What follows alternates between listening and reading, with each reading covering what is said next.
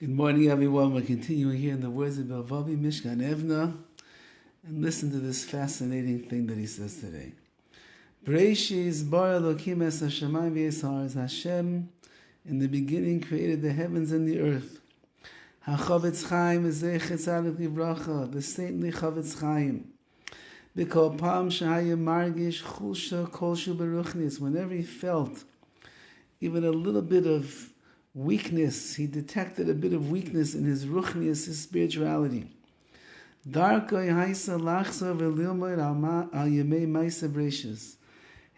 was that he would begin to learn over again the 6 days of creation.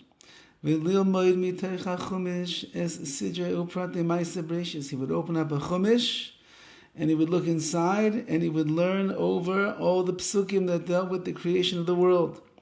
Limud b'tzor shel pshitus gemara. He learned in a very simple way. He would read the psukim. Hashem created heavens and earth. He created the sun, the moon, the stars, fish in the sea, the animals.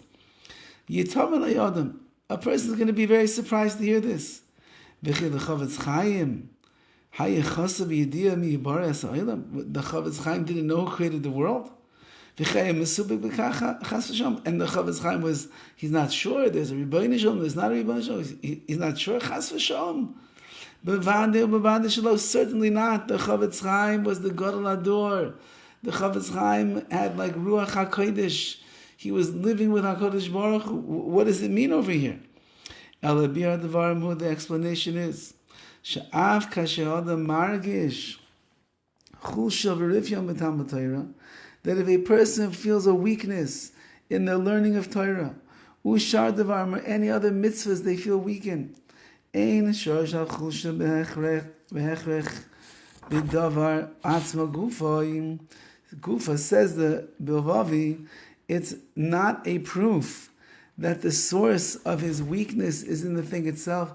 Maybe the Chofetz Chaim didn't appreciate the value of Talmud Torah, of learning.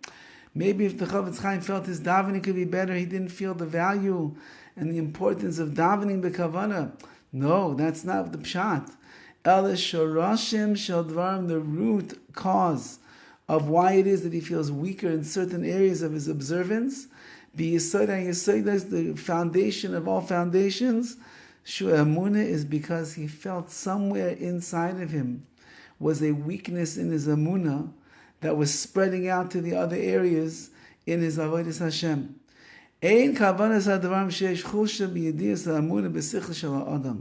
It's not that we're talking about over here where there's a weakness in his understanding and his knowledge of Emunah that's in the seichel, that's in the intellect of man. The chas v'shalom ha'adam mesupik b'kach v'sichla. God forbid, a person doesn't have to be mesupik, doesn't have to be doubting in his intelligence. Does he believe in Hashem? Does he not believe in Hashem? Is there a creator of this world? Is there not a creator of the world? Is he running the world? He's not. That's not what we're talking about. Ela kavanas hadvarim. Rather, the explanation is like this: Shenechlash behirus or emunah beliba shel adam. The bright light of Emunah, the pure clarity that's in the heart of a person, that's what is weakened and that is what is lacking. That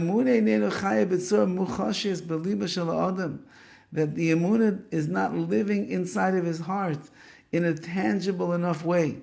That's the weakness. Of course, besichla, in his mind, he believes in Hashem, he understands there's a rebellion, it all falls into place.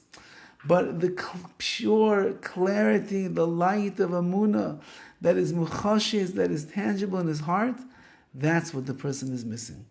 The kasher b'shosh hasharashim shu Emunah yesh chusha, since that in the root of all of avodas Hashem, which is Emunah, there's some kind of a weakness.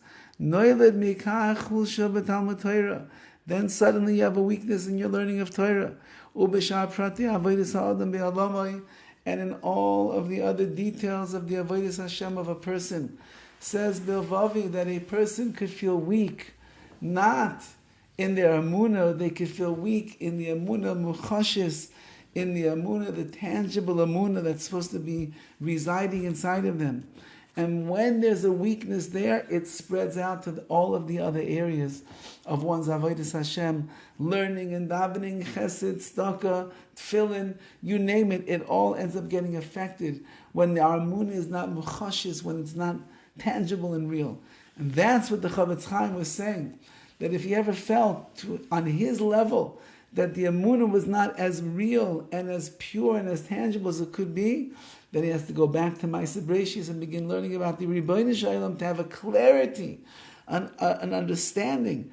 And in that way, it would rectify whatever weakness he had in different areas of his avodas Hashem. Again, this is the lofty levels of the Chofetz Chaim.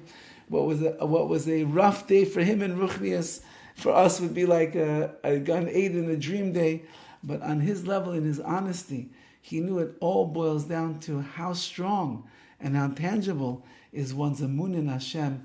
That itself will guide and direct a person in all avenues of their avodas Hashem. Have a wonderful day.